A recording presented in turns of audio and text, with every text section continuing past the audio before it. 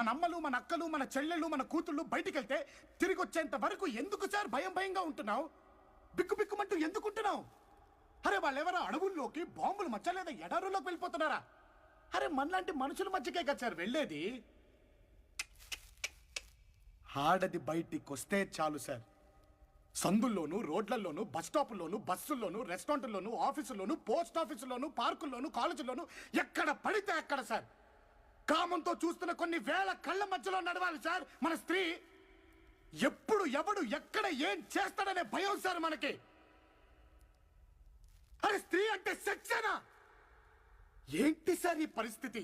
దరిద్రం. Rakhi, you're right. He is right. మన తల్లులకు, చెల్లెళ్లకు, భార్యలకు, కూతుళ్లకు జరుగుతున్న అరాచకాన్ని ఆపడంలో our system has failed. He is right.